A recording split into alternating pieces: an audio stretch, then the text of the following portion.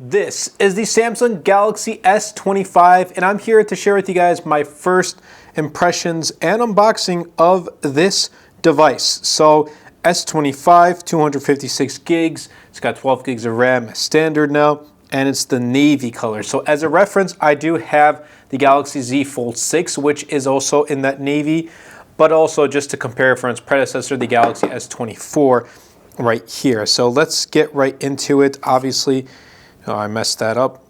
There we go. The unboxing experience over, the past couple years with smartphones hasn't been the greatest, unfortunately. So, no, there's that. But let's put this right here. And wow, look at that. All right, I'm just going to, if it kind of drops out of the box, there we go.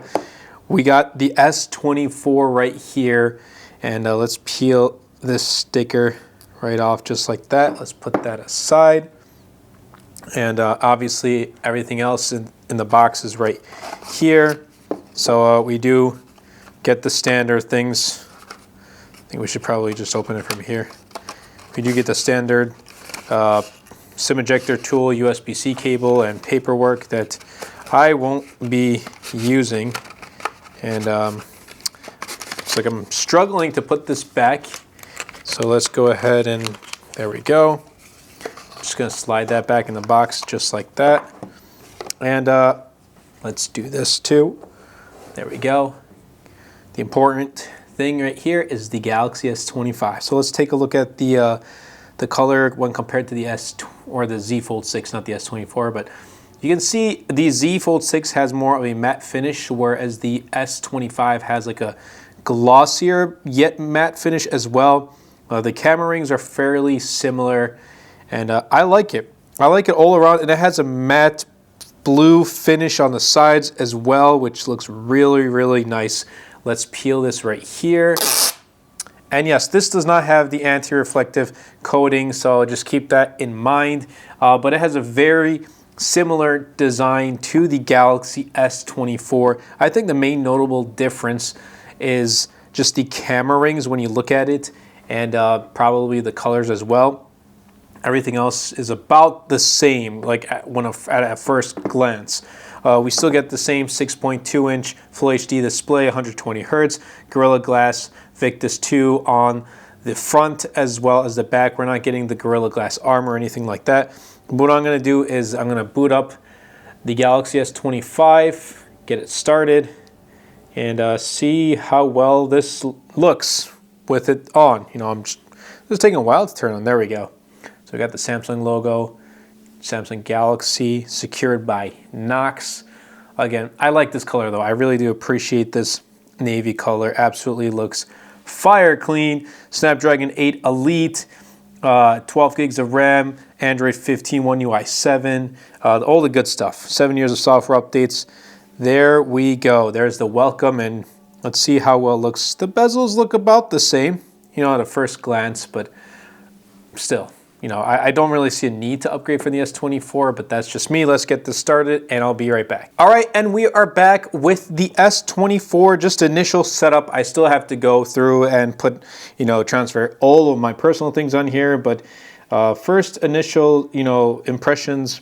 Display looks clean. Obviously, you're going to get a peak brightness of 2,600 nits, so it's a very good display. It's not Quad HD or anything, but still 120 Hertz, still an AMOLED display, and having the 6.2-inch display in a fairly compact form factor because of those thin bezels makes it easier to use than the S25 Ultra one-handed. But of course, I think this is the new compact form factor size. I don't think we're going to be getting any like sub 6-inch screen devices anymore. Unfortunately, the iPhone 13 mini was nice. The Asus Zenfone 10 was also really nice, but yeah, we ain't getting those anymore. We're getting One UI 7, which I think was much appreciated and well needed. However, I don't believe that's a reason to pick up the S25, mainly because I'm currently running the S24 One UI 7 beta, but I know the stable version is coming fairly soon. So, that being said, is there really a reason to, pick it up because of One UI 7? No, it's going to come to the S24. series, the S23, probably even the S22, you know, the Samsung Galaxy Z Fold and Flip series too. So just be on the lookout. It's coming soon, and a lot of the features, software features, especially you get with the S25, you're going to get with older devices. So you don't really see a huge reason as to why you would upgrade from an older Samsung like an S24, S23. Again, just my first impressions. If you are out, you know, in the market looking for a brand new phone, just like you have a 4 or 5-year-old phone and it's time to upgrade, then this is going to be a pretty substantial upgrade. You know, with the cameras, we're getting triple camera setup, a 50 megapixel main camera, and then we're getting the 10 megapixel 3x telephoto rear, as well as a 12 megapixel ultra wide. Again, those camera rings, very reminiscent of the Z Fold 6. We're also getting a front camera at 12 megapixels. So we're gonna test all these out, you know, the rear cameras and stuff like that.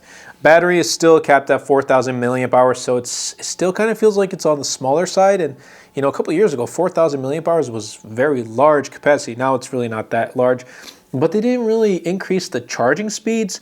We're getting 25 watts wired.